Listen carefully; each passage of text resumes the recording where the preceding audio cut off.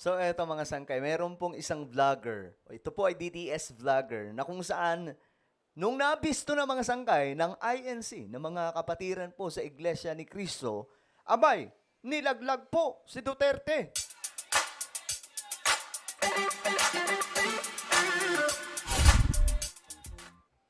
Hello, what's up guys? Good day po sa inyong lahat. Nag-usapan po natin ngayon mga sangkay itong isa pong DDS vlogger na mayroon po siyang ginawa ngayon na marami nga po yung mga BBM vlogger na nag-post tungkol po dito mga sangkay. At ito, may tiningnan lamang po tayong isa. Dahil nga po, nung time ng kasagsagan, kahapon po, di ba, nangyari po yung itong rally ng INC, ng Iglesia ni Cristo. Ngayon mga sangkay, bawal doon yung mga DDS mag-vlog-vlog, no? Bawal po sila doon.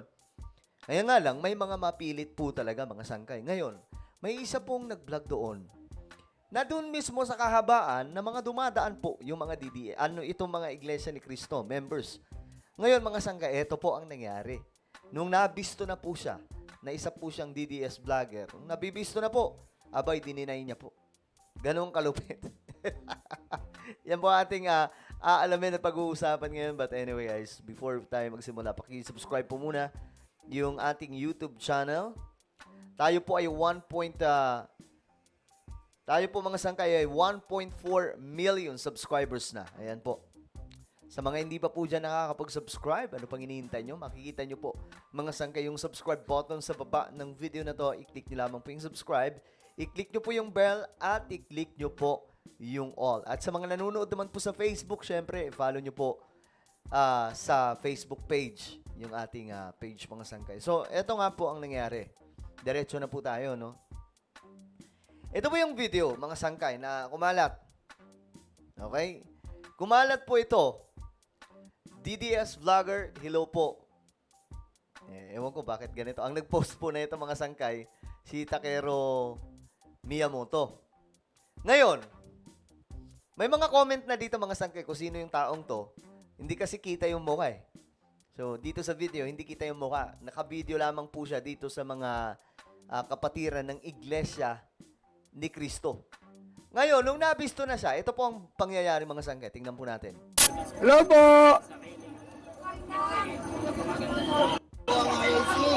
Hindi po pinapabagsak ang gobyerno gaya rin sinasabi ng mga DDS. Oh, sabi dito mga sangkay, sino kayo itong nagsasalita?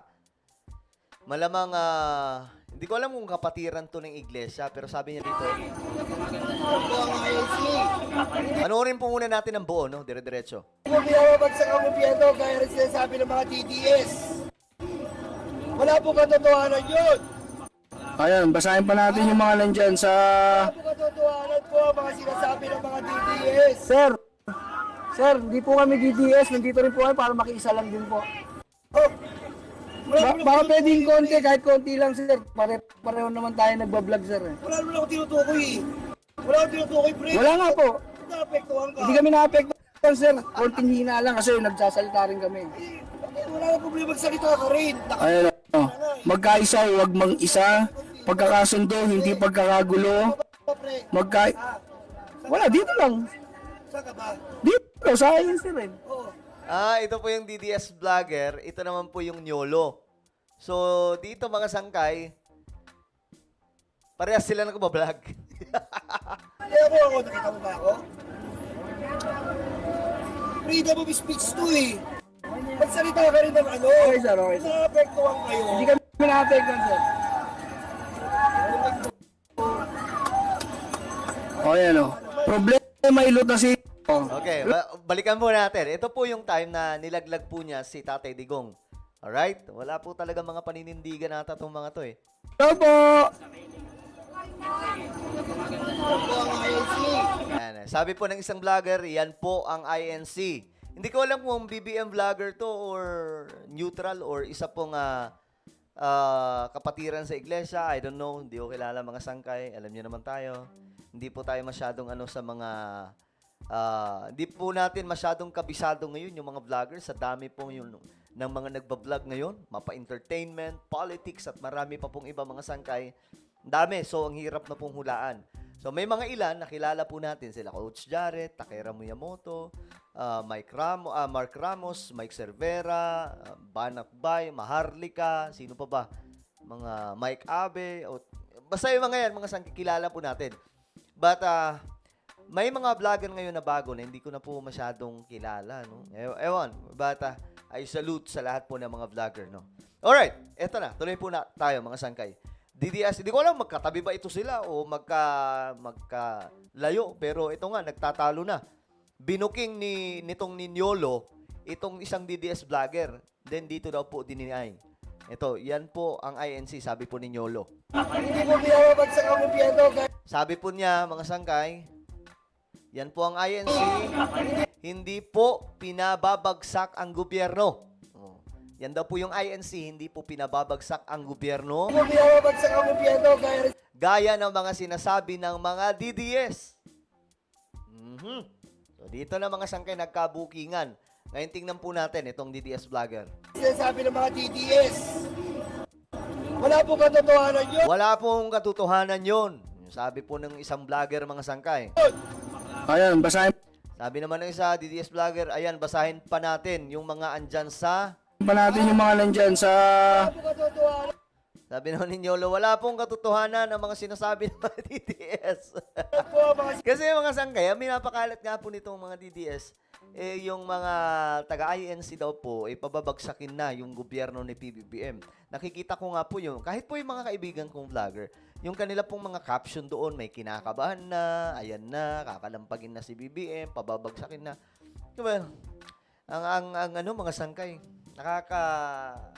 nakakaawa sila kung titingnan kasi para po silang nagkukumahog talaga na mawala si PBBM sa pwesto. Okay? Kasi gusto po talaga nila ipalit si VP Sara eh.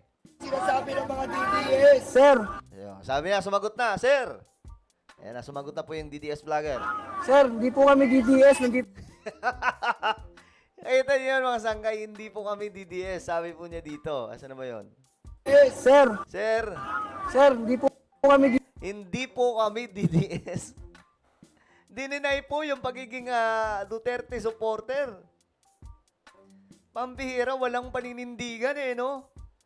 O, ito, hindi po kami DDS. O, dito, ligwak na, mga sangkay, nilaglag. Si Tatay Digong. O, diretso tayo. DDS, nandito rin po kami para makiisa lang. And dito po kami para makiisa lang din po. So, hindi daw po sila DDS. Kahit po yung totoo, DDS talaga sila. Pero para lang hindi mabisto ng mga taga-iglesia, dininay po na hindi daw po sila DDS. Hindi po. Oh, Baka pwedeng konti, kahit konti lang sir. Pareho naman tayo nagbablog sir eh. Familiar, very familiar yung boses, no? Pero mamaya tingnan po natin kung sino po ang vlogger na ito. Ano lang ako tinutukoy eh. Sabi niya, wala naman akong tinutukoy eh. Tinatamaan eh, no? Wala naman tinutukoy. Wala akong tinutukoy, pre. Wala nga po. Wala nga po. Apektuhan ka. Hindi kami na-apektuhan sir. Konting hina lang kasi nagsasalita rin kami. Ang kulit eh. Kulit yung dalawa. Wala na problema, magsalita ka rin. Ayun o, magkaisa, huwag mang-isa. Pagkakasundo, hindi pagkakagulo. O yan. Patama din po yan sa mga DDS. Magkaisa, hindi mang isa. Pagkakasundo, hindi pagkakagulo. Diba? Eh, yung mga DDS gusto magkagulo para mapalitan ka agad daw po ni VP Sara eh. Ano ba, pre? Wala, dito lang. Saan ka ba? Dito. Saan ka ba? Ayan na. Ayan na. Saan ka ba? O sa akin sir eh. Oo. Kaya mo ako, nakita mo ba ako? Freedom of speech to eh.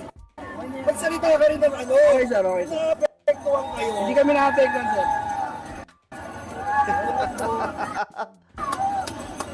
O yan o. Problema.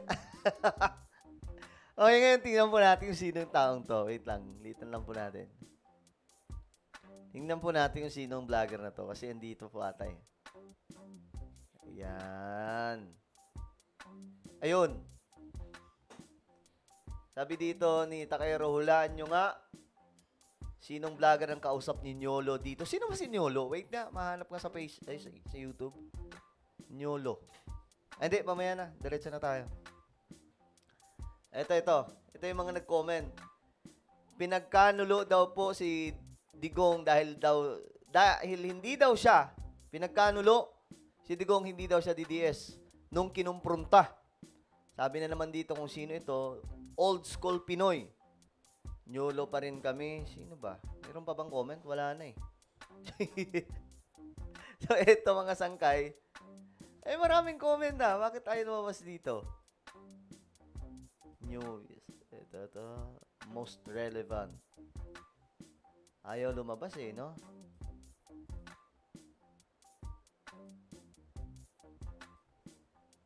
So, maraming comment to mga sangkay.